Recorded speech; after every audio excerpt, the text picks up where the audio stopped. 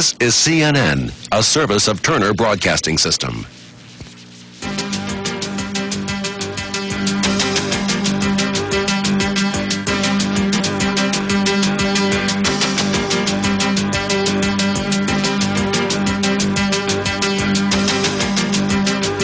Hello, this is a CNN special, The Year in Review. I'm Lynn Russell. I'm Bob Kane. In the next 60 minutes, we'll look back at the top stories and newsmakers of 1986. We begin with the Challenger shuttle disaster, the worst accident in the history of space exploration.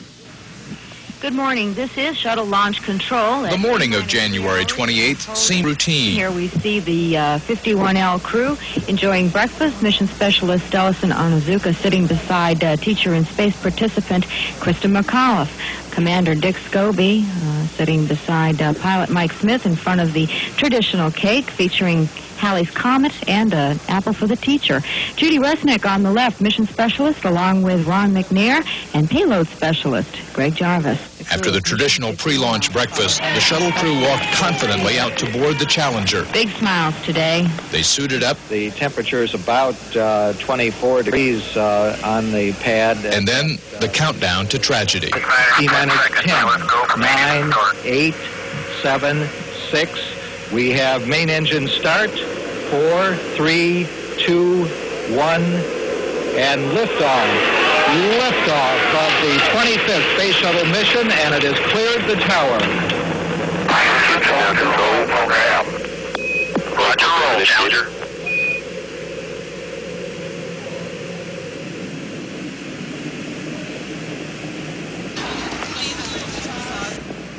Engines throttling up, 3 engines out, 104%. Challenger, go with throttle up. Challenger, go with throttle up.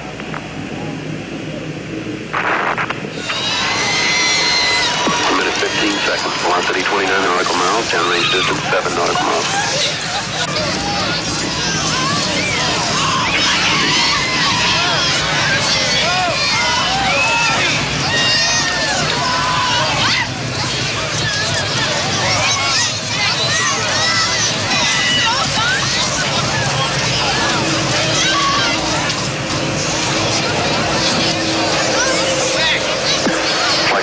Looking very carefully at the situation. Obviously a major malfunction.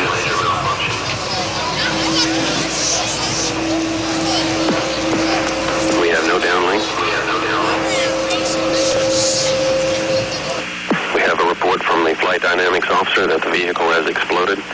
Flight director confirms that. We are looking at checking with the recovery forces. Sometimes when we reach for the stars, we fall short. But we must pick ourselves up again and press on, despite the pain. President Reagan led the nation in tribute to the Challenger astronauts. A wreath was dropped over the spot where the Challenger supposedly fell, and the nation was plunged into mourning.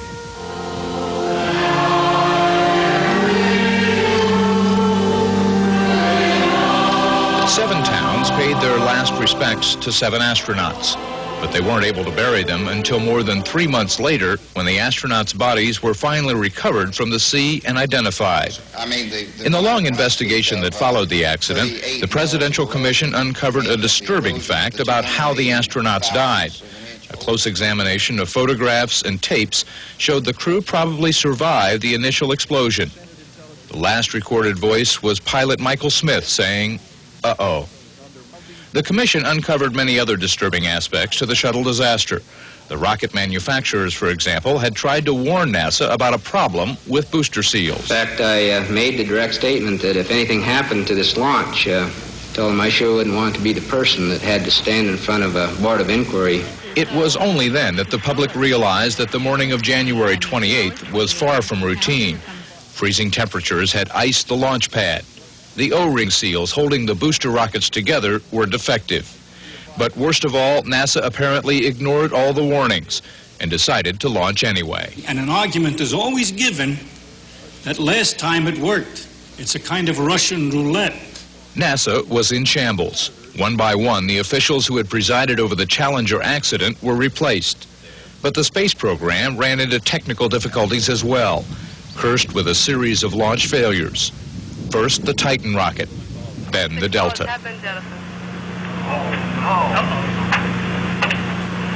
have a main engine shutdown. Commercial concerns began looking to Europe, Japan, even China for alternative launch facilities. But the military had not lost interest in the shuttle. When the new shuttle launch schedule was unveiled in October, more than 40% of it was committed to Pentagon. Some non-military plans are still on the drawing board, like this space station, to be completed in less than 10 years. It's expensive, it's ambitious, but it's part of a loftier goal, the exploration of space. The future does belong to the faint-hearted. It belongs to the brave. The Challenger crew was pulling us into the future, and we'll continue to follow them. For the Year in Review, I'm Tom Mintier. In April, another terrifying technological accident, this one in the Soviet Union. An explosion and fire at a nuclear power plant near Kiev devastated the immediate area and sent radioactive clouds drifting halfway around the world.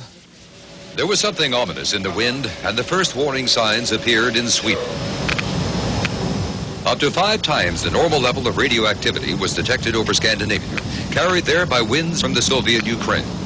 Sweden and other countries asked Moscow what was going on and didn't get an answer for 6 hours.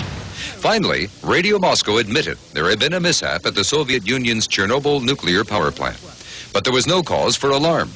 In a terse statement, Moscow conceded that a reactor had been damaged and a few people injured, but insisted the government had the situation under control. Through satellite photos and other sources, the Western world soon realized the accident was far more serious than the Soviets were admitting. We know that a major accident occurred at the Chernobyl nuclear facility.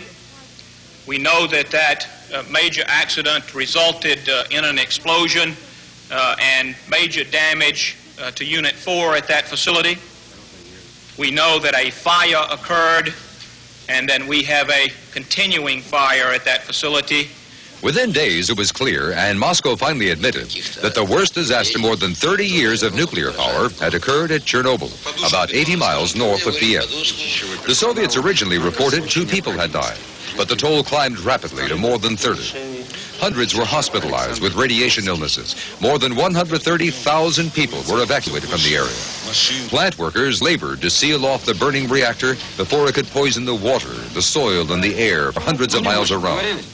As the extent of the disaster dawned on Kremlin leaders, lines of communication to other nations opened up as never before.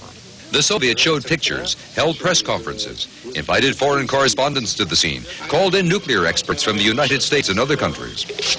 The fallout over other countries set off Geiger counters all around the world, even in the United States.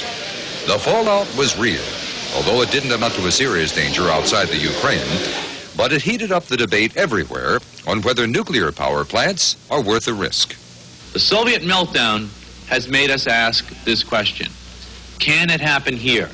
Although the Chernobyl disaster understandably generates concerns about the safety of nuclear reactors, I want to state at the outset that we are confident in the safety systems and the operating procedures that DOE reactors have and have served us in the past and will continue to serve us extremely well.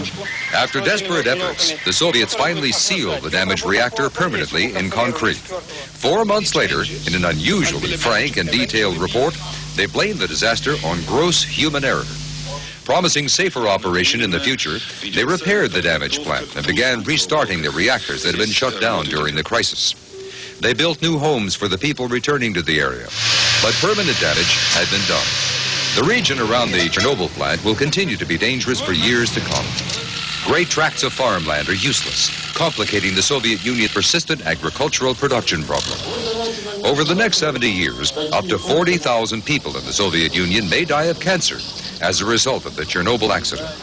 Some Western experts say the Soviets continue to rely on obsolete and unsafe equipment at all their nuclear plants. They're afraid that this, and not human error, could cause more and worse nuclear disasters in the future. For the Year in Review, I'm Ralph Wenger. Just ahead on the Year in Review, the crisis that could diminish the Reagan presidency. And the tactics and targets of terrorism around the world.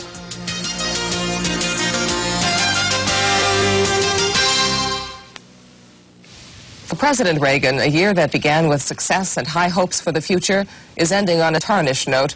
The disclosure of secret deals abroad sent the most popular administration in recent history into a tailspin. 2 American hostages came back from Lebanon this year. Father Lawrence Martin Junko was released in July, not knowing why he was set free. But in November, shortly after David Jacobson came home, the world would learn what price the U.S. had paid. President Reagan sold weapons to Iran, and in the process, he sacrificed the credibility of his administration. We did not, repeat, did not trade weapons or anything else for hostages, nor will we. At first, critics accused Reagan of giving in to terrorist blackmail. Then the story took a bizarre turn. Attorney General Edwin Meese revealed that some of the profits of the arms sale to Iran had been used to fund the Contra rebels in Nicaragua. And Meese said the entire operation was run by a relatively low-level member of the National Security Council, Lieutenant Colonel Oliver North. And I don't think there is another person in America that wants to tell this story as much as I do, sir. But North did not tell his story. When Congress began looking into the scandal, North and his boss, Vice Admiral John Poindexter, took the Fifth Amendment. Other witnesses were more willing to talk, but they knew less about the whole affair. My role in that was zero. In closed hearings, CIA Director William Casey said he did not know much about it either. But before he was able to testify again, Casey was hospitalized with a brain tumor. White House Chief of Staff Donald Regan and Attorney General Meese both said they believed the president had nothing to do with the Contra connection. But that did not necessarily let the president off the hook. The president has a dual problem. One, he doesn't have the information that everyone expects him to have. And secondly, he needs it because he needs to run this country. President Reagan fired North, accepted Poindexter's resignation, and appointed a 3-man commission to investigate the National Security Council. He also called for an independent counsel to look into the affair. Former federal judge Lawrence Walsh was chosen for the job. Congressional leaders picked 2 select committees to conduct separate investigations. The president said he wanted everything out in the open, but opinion polls showed fewer and fewer Americans believed him. European allies did not know what to believe either, despite the best efforts of the president's men to reassure them that American policies were firm. Of all the allies, only the Israelis were not surprised by the disclosure of arms shipments to Iran. That's because those shipments were funneled through Israel via a complex international network of private arms dealers, Swiss bank accounts, and retired American generals. And the ultimate beneficiaries were supposed to be the Contras. Until Congress voted to give them another $100 million this year, the Contras had to rely on other funds for their war against the Nicaraguan government. Those funds paid for operations like the plane that was shot down in October with a cargo of weapons for the rebels. Eugene Hasenfuss survived the crash. The Nicaraguans convicted Hasenfuss of terrorism, sentenced him to 30 years, then pardoned him and sent him home. Now there is another self-styled American mercenary in prison in Nicaragua, Sam Hall, brother of Ohio Congressman Tony Hall. The fly-by-night character of both the Hall and Hasenfuss operations have given Congress second thoughts about its support for America's not-so-secret war in Nicaragua. And now that Congress has found out the war was partly paid for by the sale of arms to Iran, the Contras may lose what little support they have left. For the Year in Review, I'm Susan Lesovich. While the White House was selling arms to Iran, it dealt much differently with other countries accused of sponsoring terrorism. Earlier in the year, the prime suspect was Libya, and the Reagan administration took a hard line. Libya was suspected in the airport massacres at Rome and Vienna 1 year ago. 20 people died. Libya was suspected again in the bombing of a West Berlin discotheque in April. More than 200 people were injured, including more than 60 Americans. So when the U.S. decided to retaliate, Libya was the obvious target. In a nighttime raid that lasted only 11 minutes, American planes bombed military airfields, terrorist training bases, and the command post of Libya's leader, Muammar Gaddafi. He counted on America to be passive. He counted wrong. One American plane was lost in the raid. Pieces of it later washed ashore. Libya claims 40 people were killed in the raid. The victims were buried as martyrs. In Lebanon, 4 hostages were killed in retaliation for the American attack. One of them was an American, Peter Kilbourne. The other 3 were British. Britain's Prime Minister, Margaret Thatcher, was the only European ally who openly supported the American raid on Libya. Still, other European countries joined Britain in kicking out Libyan students and diplomats suspected of involvement in terrorist activities. But Libya was not the only suspected sponsor of terrorism.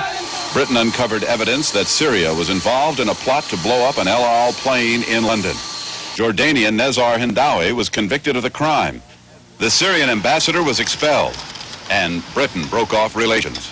Not so long after that, Hindawi's brother was convicted of blowing up an office in West Berlin. Syria was accused of providing the explosives, and West Germany kicked out a number of Syrian diplomats. Other European countries were urged to take sanctions against Syria, but France, for one, was reluctant. Paris had been rocked by a series of bombings in September, and the French hoped Syria would help them put an end to the violence. Lebanese terrorists were suspected but never caught. Lebanese or Palestinian terrorists were also implicated in a number of other attacks around the world this year. In September, a Pan Am flight was hijacked in Pakistan. The ordeal came to a bloody end when Pakistani commandos stormed the plane. 21 people died in a storm of gunfire and grenades. A bomb ripped open the side of a TWA plane on its way to Athens. 4 American passengers were sucked out of the plane and fell to their deaths. Arab gunmen stormed a synagogue in Istanbul and opened fire on the worshippers. 21 people were killed. 2 Arabs threw grenades into a crowd near Jerusalem's Wailing Wall. 70 people were wounded. For that, and for other attacks on the Israelis during the year, Israel retaliated with several bombing raids on Palestinian bases in Lebanon. The Palestinians also came under attack this year from the Shiite Muslim militia in Lebanon. And it is from the rubble of those battered camps that sponsors of terrorism find many of their raw recruits. For the Year in Review, I'm Patrick Emery. Next on the Year in Review, a woman of courage and determination leads her country back to democracy. And the people of another nation struggle to set themselves free.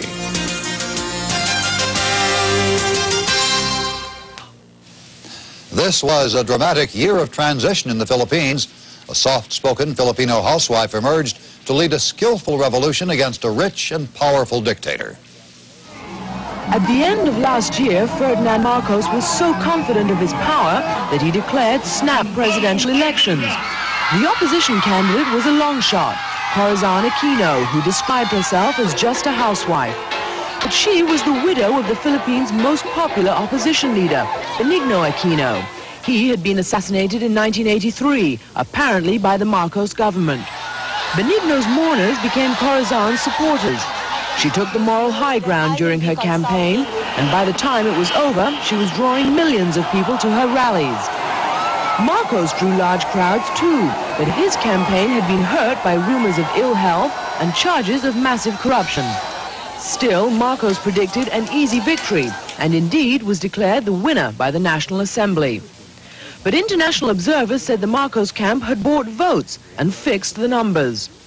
The Aquino camp set up its own vote-counting operation, which declared her the winner, and Corazon called for a nationwide strike until Marcos stepped down. A military mutiny brought the standoff to a dramatic end. Marcos's defense minister and chief of staff seized control of the military headquarters in Manila and demanded that Marcos resign. I will not resign. The president threatened to squash the rebellion by force, but his troops were blocked by an extraordinary display of what became known as people power. By the time Marcos was inaugurated, he didn't even have enough power to keep his ceremony on the air. Then, on a plane provided by the United States, he and his entourage fled to exile in Hawaii. A jubilant crowd burst into the presidential palace and saw for the first time the opulence of the Marcos family. After becoming president, Aquino quickly set about trying to get back billions of dollars that Marcos is accused of stealing from the country. She also moved to restore civil rights, releasing hundreds of political prisoners, including several leaders of the outlawed Communist Party. That was her first controversial move. Next, she dissolved the National Assembly and assumed legislative powers to make way for a new constitution and general elections next year. That move fueled the first of many protests against her government, protests that some said were orchestrated by ex-President Marcos. His former running mate tried and failed to proclaim himself president, but Aquino faced a far more serious challenge 4 months later from her defense minister Juan Ponce Enrile.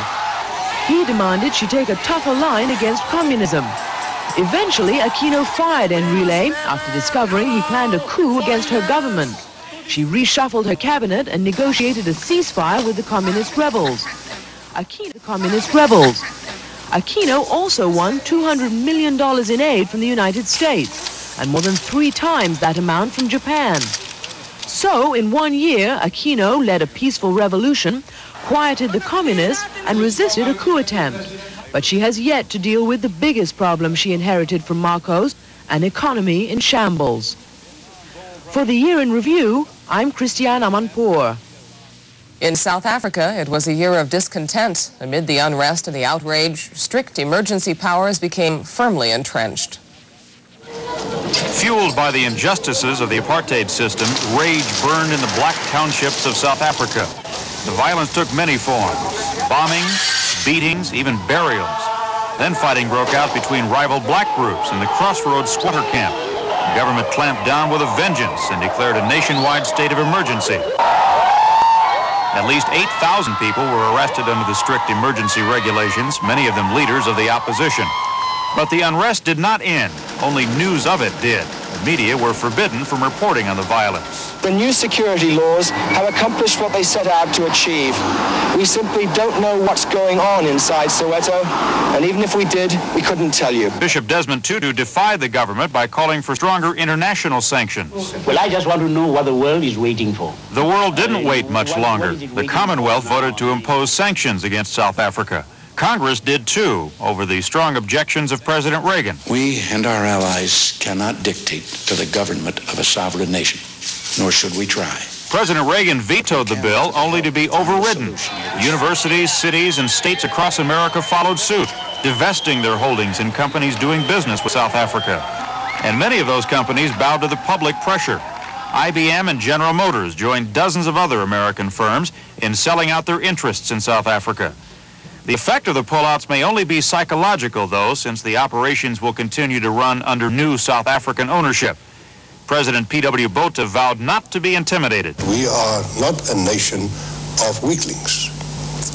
We do not desire it, and we do not seek it. But if we are forced to go it alone, then so be it. The white minority government did make a few concessions to its critics over the year. It abolished the pass laws that limited the movements of black South Africans and relaxed restrictions on black nationalist leader Winnie Mandela. For the first time in more than 20 years, she was allowed to return to her home in Soweto. But her husband, Nelson Mandela, remains in prison, despite international appeals for his release. The appeals continued throughout the year.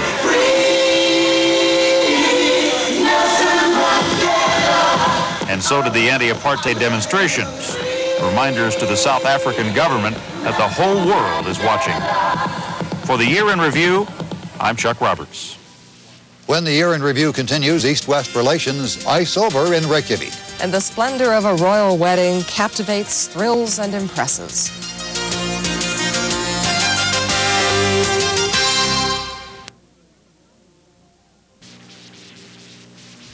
On New Year's Day 1986, President Reagan sent a televised message to the people of the Soviet Union. He told them he was looking forward to a visit later in the year from Soviet leader Gorbachev.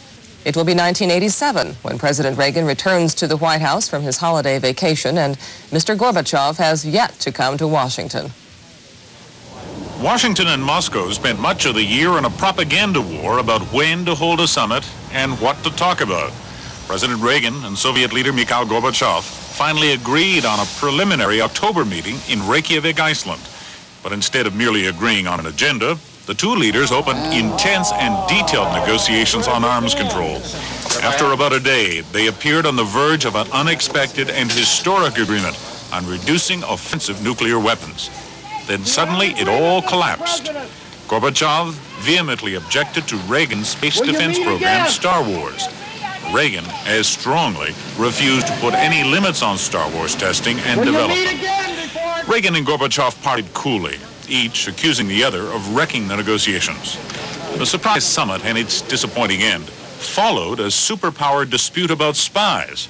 In August, a Soviet UN staff member, Gennady Zakharov, was arrested in New York and accused of buying U.S. defense secrets.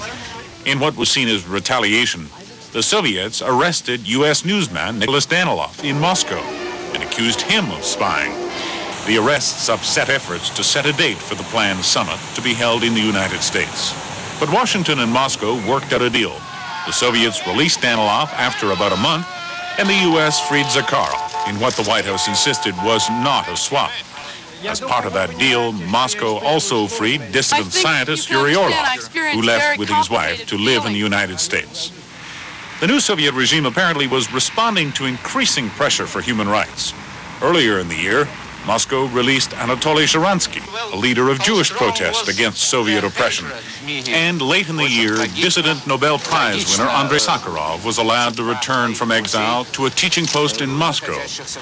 But after Iceland, superpower relations remained in the deep freeze with no new summit date in sight.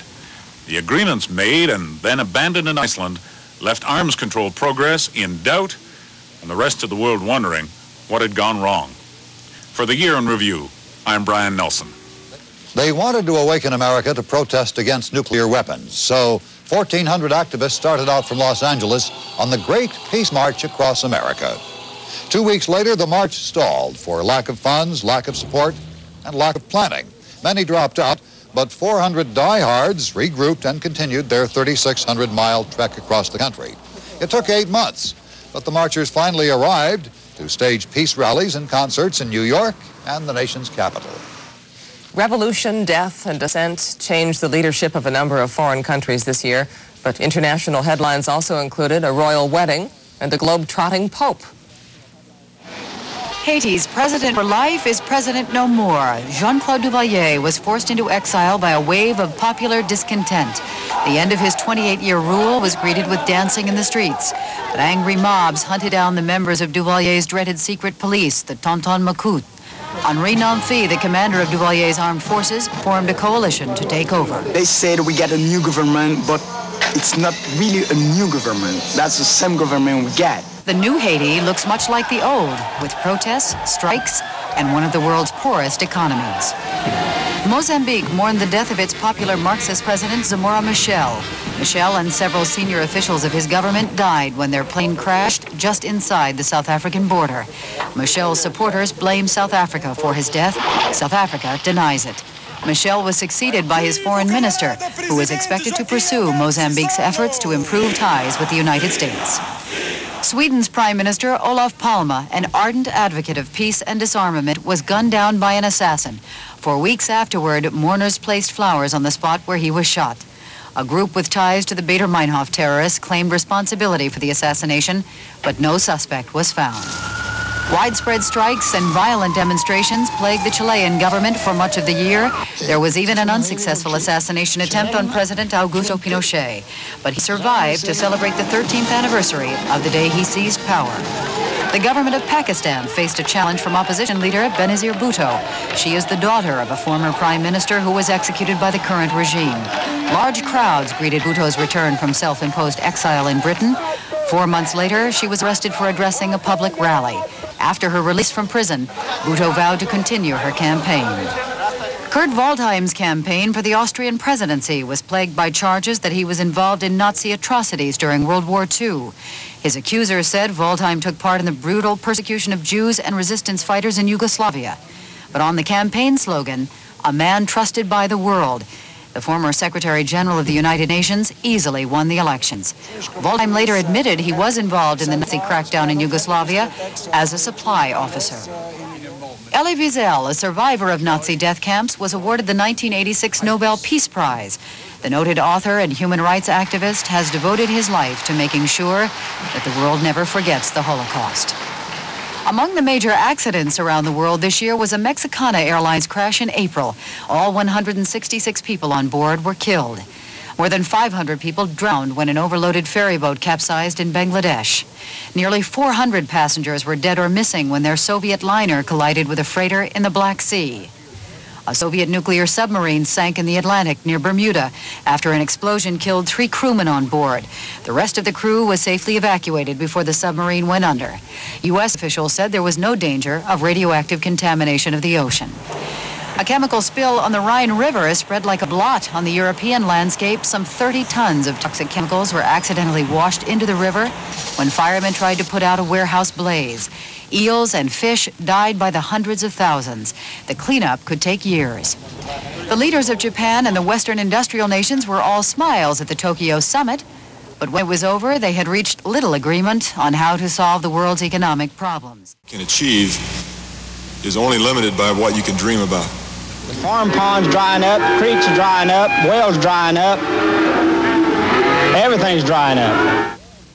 Pilots of a strange, spindly airplane called Voyager secured their place in history with a magnificent flying feat. Dick Rutan and Gina Yeager completed a nonstop journey around the world on one load of fuel. For 9 days, they battled technical snafus, violent storms, and physical exhaustion in a cockpit the size of a pop tent. But they realized their dream after logging 25,000 miles. Because it was the last event in aviation, the last first that could ever be achieved. And it's a little more of a challenge than the normal records that we've gone after before. And to be able to do it was just something that we had to do. Life is an opportunity, and it's only limited. What you want to do and what you can achieve is only limited by what you can dream about. And if you can conceive it, it's possible.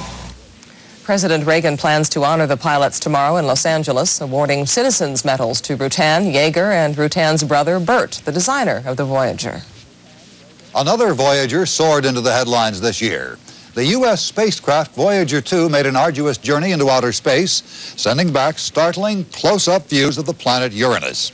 The spacecraft discovered new moons and rings and provided the first evidence of the planet's magnetic field.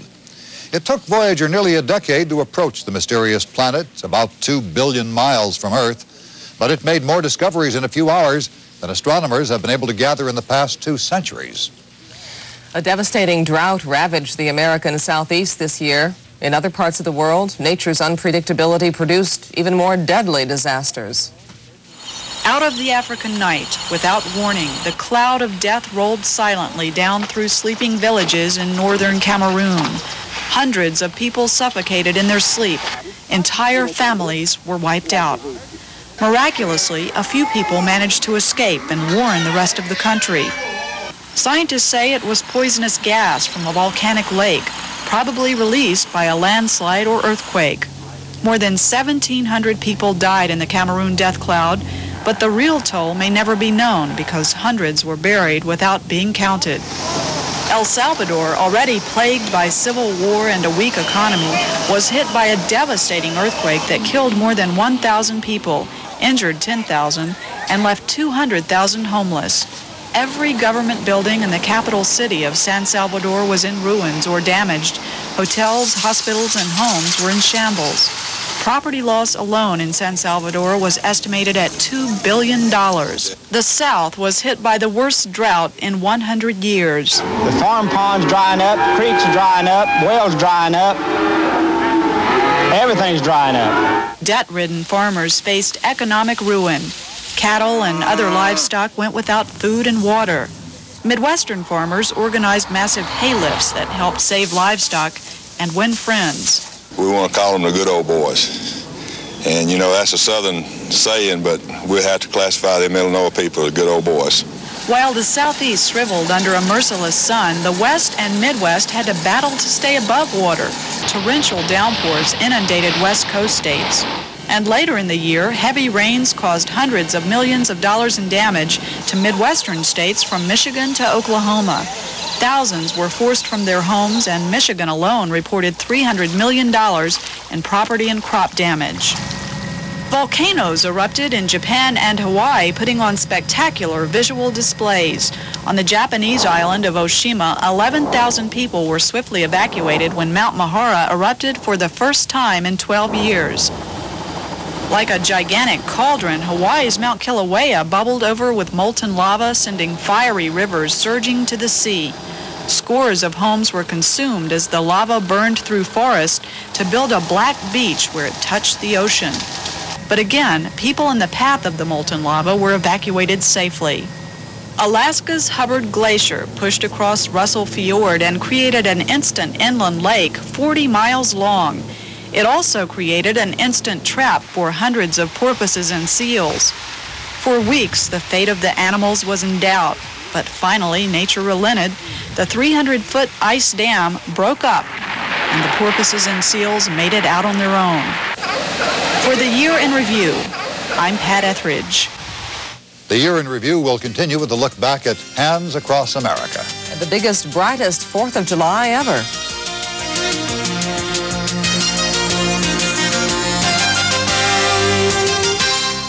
Can achieve is only limited by what you can dream about. The farm ponds drying up, creeks are drying up, wells drying up, everything's drying up. Efforts to halt the spread of AIDS stepped up this year.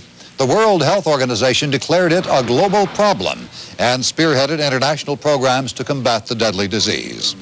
The Food and Drug Administration cut through red tape to give quick approval to a promising new drug called AZT.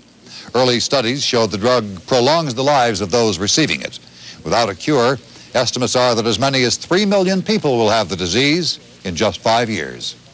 From tax reform to a taxing time for the president, 1986 proved to be one of the most volatile political years this decade.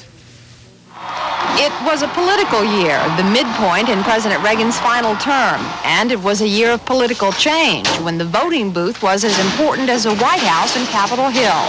President Reagan campaigned long and hard for Republican candidates, but the Democrats won big in November. The Democrats took over control of the Senate and maintained control in the House. That cast doubt on the future of Reagan's policies, but the president vows he would not be a lame duck in his final 2 years. Primaries across the nation focused on local candidates and issues, but gave potential presidential candidates a chance to test their voter appeal. TV evangelist Pat Robertson was a fresh face in politics, but primary voters didn't show great enthusiasm for any of the presidential hopefuls. Followers of extremist Lyndon LaRouche upset some political apple carts, notably Adlai Stevenson Jr.'s bid to become governor of Illinois. The president nominated William Rehnquist, the Supreme Court's most consistent conservative, to succeed retiring Chief Justice Warren Burger. That stirred a hornet's nest of protests from civil rights leaders, women's groups, and others. Rehnquist endured days of hostile questioning in the Senate before confirmation as Chief Justice. Antonin Scalia, another conservative, easily won confirmation to replace Rehnquist. Periodic flaps added fuel to the political fires. President Reagan's new National Security Council chief, Admiral John Poindexter, authored a policy of disinformation about U.S. intentions towards Libya. The news media, riled because it was a victim, asked what was the difference between disinformation and just plain lying. The wheels of government continued to turn. A stepped-up campaign against drug abuse stretched from Washington office buildings, where employees up to cabinet level were asked to take urine tests, to the Bolivian jungles, where U.S. air crews helped local officials try to track down cocaine producers. Federal prosecution of reputed mafia leaders brought a string of convictions and claims that at long last the mob was on the run. The Attorney General's Pornography Commission turned in a controversial report linking sexual films and publications to violence against women. Tax reform is like the weather. Everybody talks about it, nobody does much about it. This year, after a long and often bitter struggle, Congress managed to agree on a tax reform package. In October, President Reagan signed into law the most sweeping tax overhaul in 40 years. The new tax law lowers tax rates for individuals and corporations, but repeals or limits many widely used deductions and credits. Among those who will be paying taxes are some who enter the country illegally. Congress passed a major revision of the immigration laws, cracking down on the hiring of illegal aliens, but offering amnesty and residency to millions of others who arrived before 1982. For the Year in Review, I'm Molly McCoy. In May, more than 5 million Americans joined hands in a human chain that virtually stretched across the country. The event was organized to shine a national spotlight on the problems of poverty and homelessness. The chain spanned more than 4,000 miles from the wharf of the Queen Mary in Long Beach, California, to Battery Park in New York City. The project raised between $15 and $20 million for the poor, and the first contributions went out to charities in time for Thanksgiving. America threw a double birthday bash on the 4th of July. a celebration of its own independence, and the Statue of Liberty's first 100 years. Dear Liberty, had a great time at your birthday party.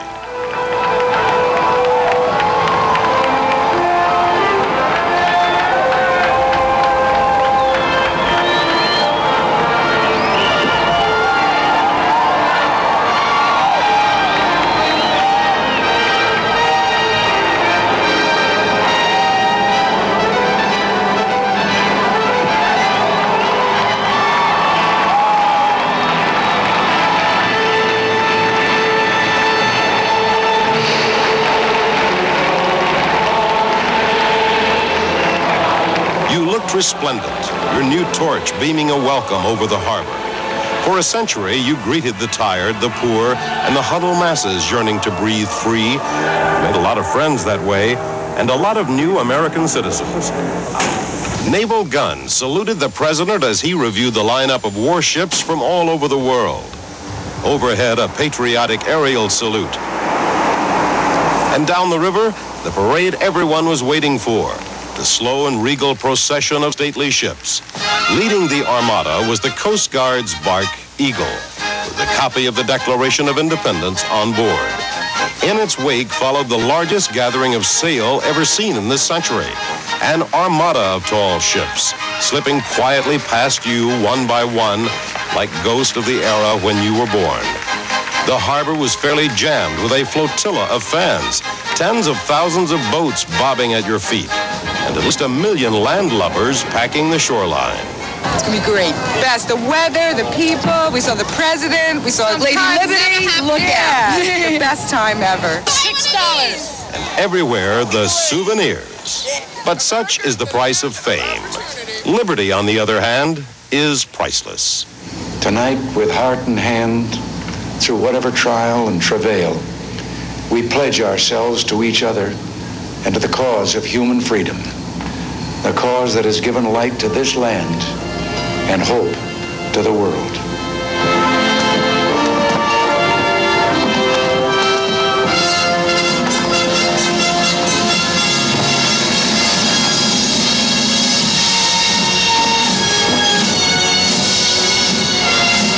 So thanks again, Liberty, for a good time, and happy birthday.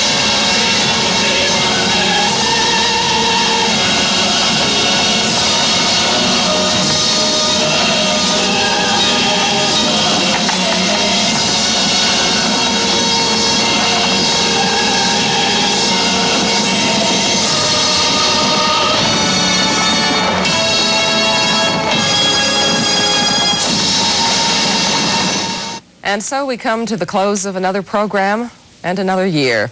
We wish you health and happiness in 1987. I'm Lynn Russell. And I'm Bob Kane. We leave you with a look at some of the faces of 1986. A few of the people who have made news or made a difference in our lives.